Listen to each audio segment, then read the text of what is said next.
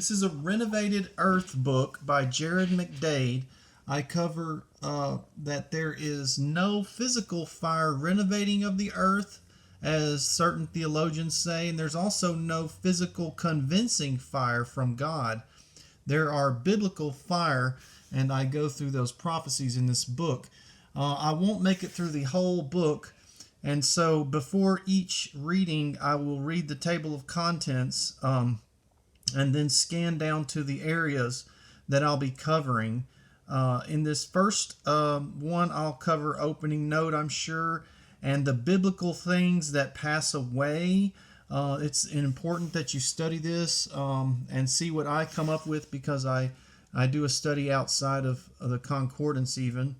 And then hence, is Jesus used this word in describing the world that would come, and that there is a righteous world to come, and that Jesus believes the world is that righteous world and not a renovated world, since he used this word hence, this world to come. Now, glorious bodies are not invincible, but righteous, holy, and wondrous. Theologians would have you believe that you get an invincible body in the twinkling of an eye, that has a nervous system, that can't be burnt, and all these details that they commentary. But I cover the context and make it plain that it is a holy body, glorious body. And then I cover non-physical but biblical fire prophecies in this book, like I was saying. And then fire from heaven, how it is notable that it is lightning, and also angels create this fire on behalf of God. And then there are eternal earth passages that you must see, especially if you believe the earth is going to be destroyed or renovated or anything. There are eternal earth passages that have to cohere with the truth you believe. Then there are vesture references, because God changes the universe as a vesture. And Jesus, of course, at the end of Revelations, gets a new vesture, Lord of Lords, King of Kings, that he can reign with. And that is how the Lord changes the universe, is by giving Jesus this vesture he can reign with. There's a whole study there. Also, everyone saved passages, as there's at least 100 of everyone saved passages. And you must see this to consider the truth that I'm going over, that God is not punishing everyone and destroying and having to rapture a few people and all that sort of thing. Then the smoke and kindle and brimstone and torment prophecies are of the mouth. The prophecies that are in the Bible about this tormenting and the anger of God kindling, it is all of the mouth, and these are things that happen that are not physical prophecies. So there are not physical smoke prophecies and kindle and brimstone torment prophecies. I cover that in detail. Also, hell, Shalom, Gehenna, Hades, and the pit and the tomb and the grave are covered in a lot of theologians' commentary that churches use, especially the Baptist. The reason it is used is so that they can say, well, there's this Gehenna place outside of Jerusalem that's actual fire. So because there's a place where they burn trash, there must be a hell where God burns people. And so I have to show that to disprove their theories behind that. But a lot of churches integrate this teaching into their teachings about this, so that they can try to teach a wrathful image of God and a physical hell place. And so I cover that, disproving those things. Now, judgment is also needs to be covered. And then paradise, because that is on earth that it speaks about. And I go into detail about paradise. You need to know about that it's not heaven, like a blissful, just third heaven place. Now, furnace prophecies are not physically a furnace. Now, this is a very important point. This should win a debate in your mind, because the theologians take these furnace prophecies and try to teach that it's a physical furnace. But after reading them in this book, I hope you can agree that they are not physically a furnace prophecies. and then coming with clouds prophecies to set up an everlasting kingdom, not rapture certain ones, come back and redestroy the earth, recreate it, try to grow things in 7 years, whatever the theories may be. I cover the truth on that so that it clears that up in your thinking. Killing to atone for sin. This was from ever since at the beginning with the theologians try to say Adam and Eve. God had to kill animals for them. So I cover this disproving that you have to kill things to atone for sin. God does not even approve of sacrifices. Lay up treasures in heaven explained. This is the mind of your eye. And this is not talking about God's destroying the earth. But theologians will use that lay up treasures in heaven to make it seem as if that context is God's destroying the earth, and that is not true. So I have to explain the context of that. And then 2 Peter 3 is the major one. And the will and the long suffering of God is salvation. And in that study there, I note that fervent is the beginning of the fire, acknowledging what kind of fire it is. And fervent is only a feeling. And so I discussed that in detail, all the definitions you need to know in there. And along with Revelations describes things that are passing away.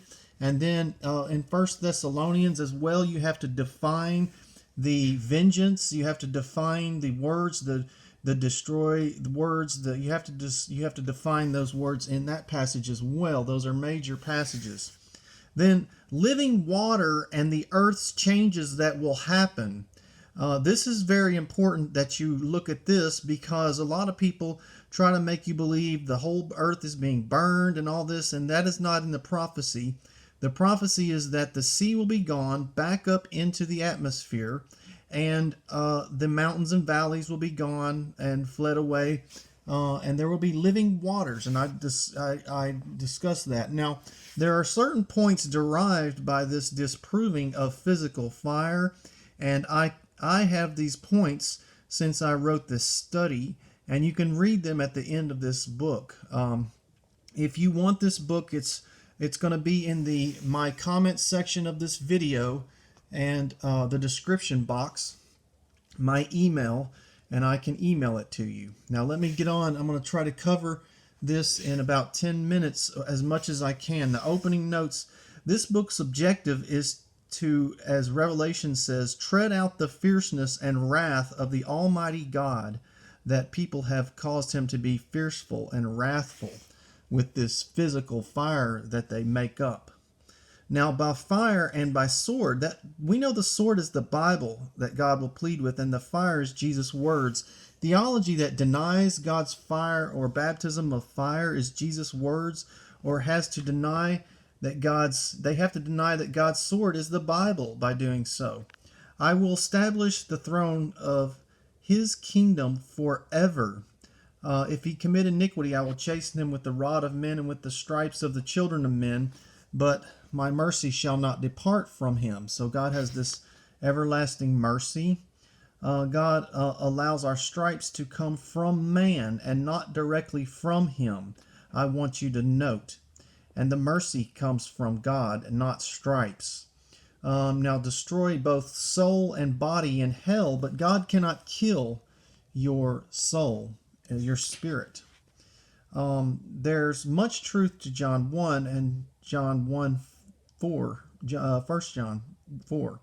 No man hath seen God at any time. Angels can be explained to have taken the credit for the destruction of Sodom and Gomorrah, wrestling with Jacob in the king's furnace, possibly Nebuchadnezzar, possibly that they were the forefather in the bush. That's why the ground was holy, for they're held inside the earth under darkness. I discussed that in this book. Also, since angels can rain down fire, like in Luke 10, I behold Satan as lightning fall from heaven. This gives scriptural proof that angels could have used lightning to burn up the water around the altar God destroyed when fire from heaven struck Nadab Abihu. There was a lot of, I go into detail about that. There was a cloud of fire. There was possibly combustible fire, electrical fire, coals from fire. In the section of this book, Killing for Atone for Sin, I cover coats for Adam and Eve, and how they didn't need coats in the atmosphere they were in, and they already had clothing. Was God simply causing hair to grow? The angels in Genesis 6 caused a reduction in hair when they gave us spiritualism. Everyone but Noah was affected by those angels reproducing with us. Noah's wife and children and their wives were all affected by that reproducing with angels. So first you should see the definitions I define. Key words in this book like the word fire, melt, dissolve, flame, destroy, vengeance, elements, pass away, torture, torments, and most of all, fervent is only a feeling. After reading these definitions, I hope you can agree that these words have meanings not related to physical fire. All of these words do. Now, biblical things that pass away. It is easier for heaven and earth to pass away. So Jesus said it is easy. So it's easy for earth to pass away. That is what's going to be. That's going to be symbolized as the days of Noah. Is in Noah, this passing away of the earth happened where water came on the earth. When the return of Jesus, there will be a passing away where water leaves the earth and goes back into the atmosphere. I try to make that clear in this book. God said, "Let there be firmament in the midst of the water. Divide the waters from the water." God made the firmament and divide the waters, which were in the firmament above the firmament. It was so. This passing away is how the Bible describes the world will change back to this correct atmosphere change. God causes the change in Genesis 7:4. I will cause it to rain 40 days and 40 nights, and every living substance I have made will be destroyed from off the face of the earth. Pay close attention to this list of things that pass away, and note people are not mentioned. Also, I give a list of what changes happen so you're clear on how the earth changes and that it is not gone, only minor changes, very minor. I will not smite again every living thing as I have done. Day and night shall not cease. This is the everlasting covenant.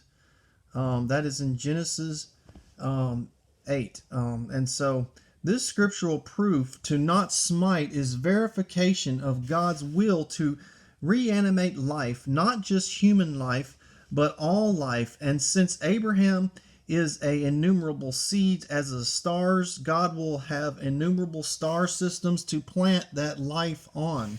Theology curses all living things and most all human life and all the star systems to be burnt physically and not have an opportunity to populate as the earth has been with life. Therefore, ending God's commands on creation, the day of creation, and ending them when Jesus returns to never create life again. Streams of brooks pass away, waters pass away like the untimely birth of a woman. This dominion has an everlasting dominion which shall not pass away. The lust of the flesh, the lust of the eye, the pride of life is of the world, and the world passeth away, and the lust thereof. The world is used here to say worldliness, just as Jesus used it when saying, I am not of this world. My word shall not pass away. Jesus said this, has the one who said it is easy process for heaven and earth to pass away. The path of the wicked and the way of the evil man pass away. Tears, death, sorrow, fate, the formal things that pass away, the works therein. That's the things that pass away the Bible speaks about. Now hence, this is a very interesting study that Jesus said, but now my kingdom is not from hence. The definition of hence is from this time on, a year from hence, and henceforth means from this time on. If Jesus had not used this word, you could teach heaven is spiritual and not going to be here on earth like most do. But Jesus used this word hence, which means it will be.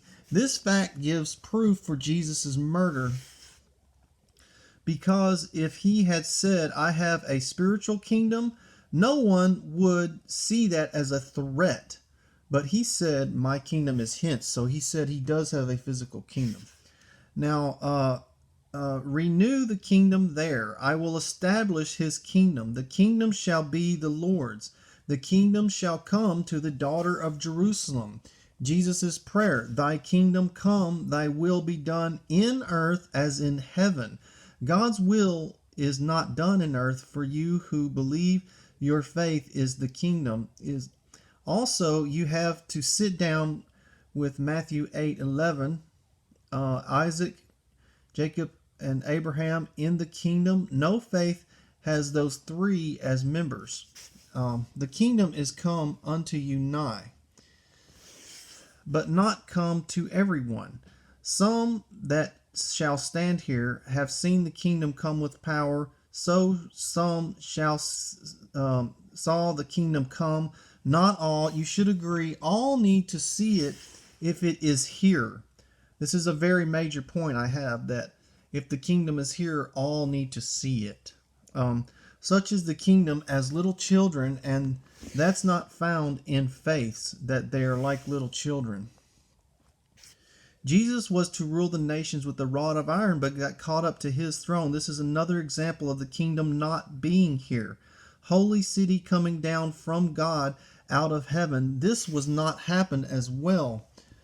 There should be an abstinence of fornication starting with 144,000 virgins. See the maternity ward of a hospital for faith in my words on that. There's not been an abstaining from fornication, and so this is the section on glorious bodies. I'll try to cover this real quick, and I'll have to stop here with the glorious and holy, wondrous bodies that are not invincible. I found it necessary to list the glorious verses for your grasp on what is biblical prophecy and contextual about glorious. I must also debunk Jesus walking through walls after he appeared to the 11. As they spake, Jesus stood in the midst of them. They were terrified and afraid, and supposed that he had seen a spirit. Had they seen a spirit? Appeared has many references in the Bible. None are applying to appeared out of thin air. That a fact. When word studying the word appear, none of it means appeared out of thin air, if you understand what I mean. That just because it says Jesus appeared doesn't mean he appeared out of thin air. You can study that. Jesus was presumed to be a spirit, so it was proper for the apostles to suppose they saw a spirit. It's clearly speaking of our spirit in this passage. Another glory of the stars, one star different from another glory, so is the resurrection. Refer back 3 times, this verse does. You can find was told to count the stars in number, not like or as Israel was referred to being as or like the stars. Also he looked for a city which hath foundation, whose builder and maker is God. That would be star systems.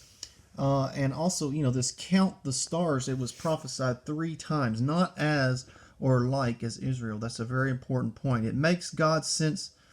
God made star systems, and the glory of them differ like our glory. Therefore, Abraham looked to inherit the issuing of star systems to a literal figure of the stars, not as or like. This is in the verse together. That's why the stars' glory and our glory are listed together in this text. Flesh and blood cannot inherit the kingdom, neither does corruption inherit incorruption. We shall not all sleep, but we shall all be changed in the twinkling of an eye. I show in this book bodies made after death. Also, I took God a day to make the first human lives. And the bodies made in a day, are the rich man. Jesus's body was renewed. Lazarus, the angels are involved there. So a twinkling of an eye make billions of glorified bodies by himself is impossible for even God. But we should all be changed with the help of we can all be changed momentarily. Physically changed is scientifically impossible, not physically. A momentary spiritual change is significantly possible, and the biblical proof is Acts 2. All conversions after Jesus, some even. So, biblical and scientific proofs of spiritual changed bodies make spiritual change the correct dogma and not physical change, which is a dogmatic view. So there's no proof that can say your body's going to be an invincible body, but there is proof on the day of Pentecost that you can get a glorious body. And so I have that point that there has been proof of this glorious body.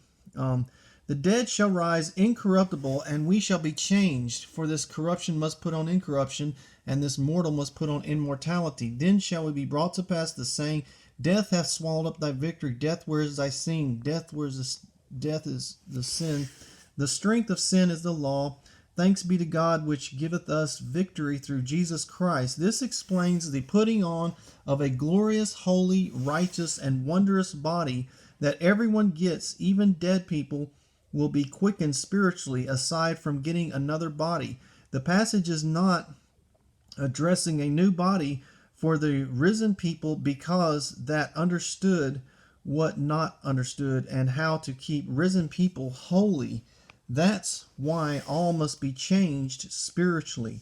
Theologians have to explain the theory that you instantly are killed and your spirit enters a superhuman, invincible body with a nervous system.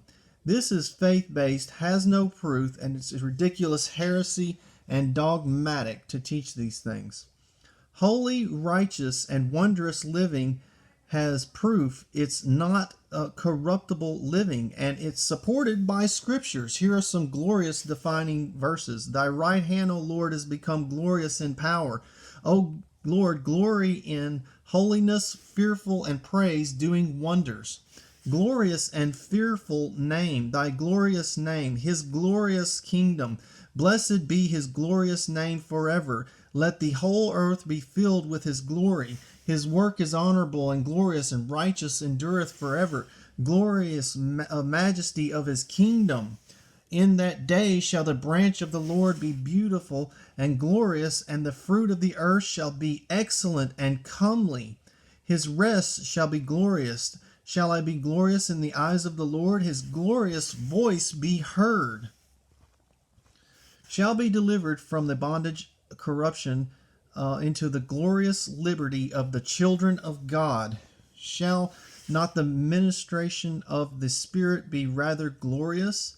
That which was done away was glorious, much more than which remaineth is glorious. The glorious gospel of Christ. Present to himself a glorious church, not having spot, fornication, or wrinkle, or any such thing that should be holy, without blemish, guile, which is crafty, according to his glorious power, glorious gospel, glorious appearing. I press on to the mark for the prize of the high calling of God, Christ. As many be perfect, be thus minded, for we have an ensample. Our conversation is in heaven. Who shall change our vile bodies to be fashioned like unto his glorious body, according to the working whereby we are subdued all things unto himself. Longed for my joy and crown, so stand fast in the Lord, be of the same mind. This is scriptural proof of a changed mind. No altered body features are mentioned except eternal life due to righteousness. Theologians go to Jesus appearing to the 11 and turn biblical quenching fire into physical fire they say is God's fire, and have no real example for how it can not be quenched. So this is a major point. Now I'm going to get into non-physical fire prophecies in the next video, part 2. This is volume